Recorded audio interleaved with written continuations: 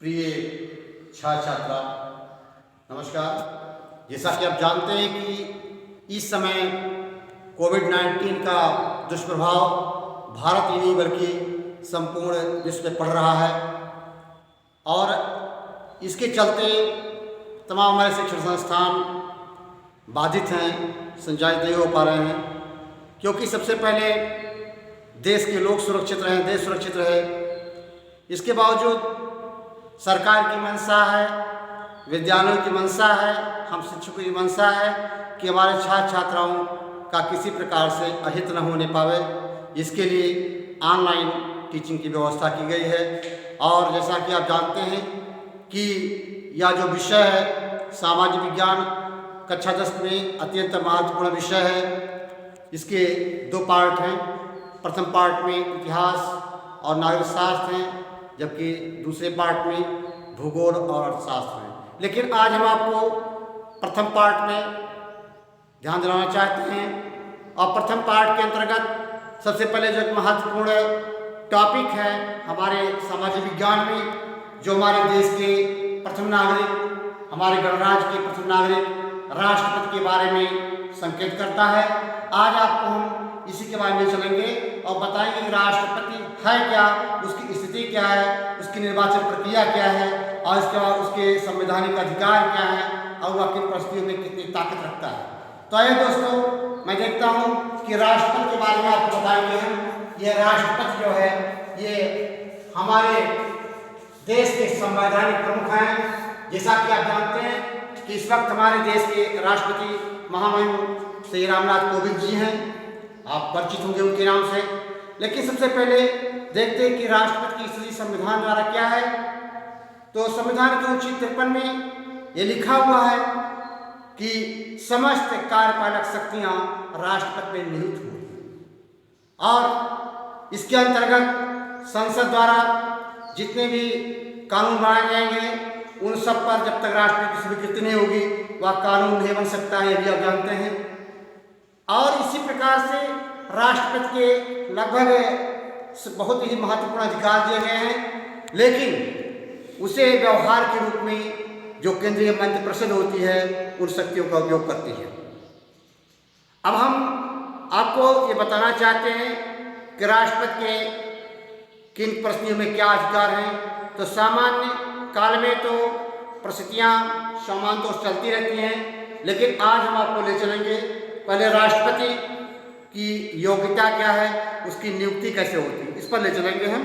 तो राष्ट्रपति की जो योग्यता है, प्रथम कि वह भारत का नागरिक हो, उसकी आयु 35 वर्ष से कम ना हो और वह पागल सा दिवालिया न हो, वह किसी लाभ के पद पर से अहित न हो और इसके अतिरिक्त वह लोकसभा का सदस्य बनने की अहर्ता रखता हो। जैसा कि भारतीय संविधान ने इस नियम को लागू किया है, उसकी योग्यताओं को सुनिश्चित किया है।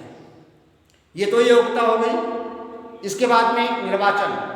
तो जैसा कि राष्ट्रपति का जो निर्वाचन होता है वह एक समानुपातिक प्रणाली द्वारा होता है, जिसमें संसद के दोनों सदन अर्थात लोकसभा, राज्यसभा तथा राज्यों के विधानसभाओं के निर्वाचित जो मेंबर्स होते हैं वह एक निर्वाचक मंडल के रूप में होते हैं और उनके मतों के द्वारा इनका चुनाव होता है।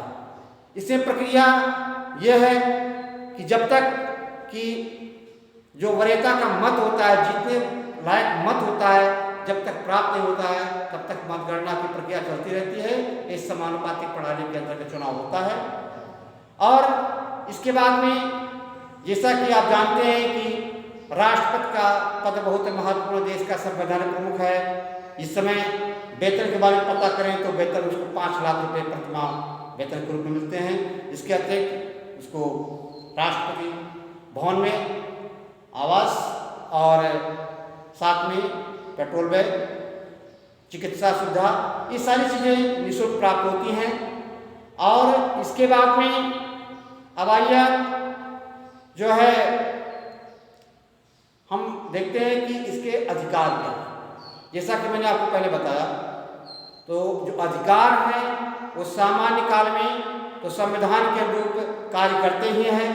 जो भी केंद्रीय मंत्रिपरिषद प्रस्ताव देती है उस पर राष्ट्रपति महोदय कुछ विषय प्रश्नों को छोड़कर बाकी अपनी स्वीकृति प्रदान करते हैं। लेकिन जब संकट काल की स्थिति होती है, संकट काल जैसा कि आप सुनते हैं, पढ़ते हैं, हमारे भाई लोग जानते हैं कि संकट काल में राष्ट्रपति की शक्तियां अत्यंत महत्वपूर्ण हो जाती हैं। अब संकट काल किन परिस्थितियों में राष्ट्रपति लगाता है ये भी जान लीजिए। तो संविधान की अनुच्छेद 352 में व्याख्या है कि जब युद्ध की स्थिति हो, बाह्य आक्रमण हो अथवा सशस्त्र विद्रोह हो जाए तो ऐसी स्थिति में राष्ट्रपति महोदय द्वारा संकट काल की घोषणा की जाती है। दूसरा बात आता है संविधान का अनुच्छेद 356 जो बताता है कि जब किसी राज्य की संवैधानिक व्यवस्था विफल हो जाती है और वहाँ की चुनी हुई सरकार संविधान अनुरूप कार्य नहीं कर पाती है, ऐसी परिस्थिति में राज्यपाल महोदय के परामर्श से राष्ट्रपति के द्वारा उस राज्य में राष्ट्रपति शासन किया जाता है। और तीसरी स्थिति आती है संविधान का अनुच्छेद 360, जब देश में वित्तीय संकट की स्थिति उत्पन्न हो जाती है, किसी साख प्रभावित होने लगता है तो राष्ट्रपति महोदय द्वारा आपातकाल घोषणा की जाती है। ये तो हुई बात। अब अंतिम रूप से आपको ले जाना चाहेंगे कि राष्ट्रपति को हटाने की प्रक्रिया क्या है। तो राष्ट्रपति को हटाने की प्रक्रिया एक महाभियोग जो संसद द्वारा पारित होता है, उस प्रक्रिया के अंतर्गत ही राष्ट्रपति को हटाया जा सकता है। अब इसकी प्रक्रिया आप जान लीजिए कि जो जैसे मान लीजिए कि लोकसभा के प्रथम सदन में प्रस्ताव पेश होता है तो 1/4 मेंबर्स उस प्रस्ताव के प्रस्तावक होते हैं और यह प्रक्रिया एक नोटिस के तहत होती है और 14 दिन की अवधि मिलती है।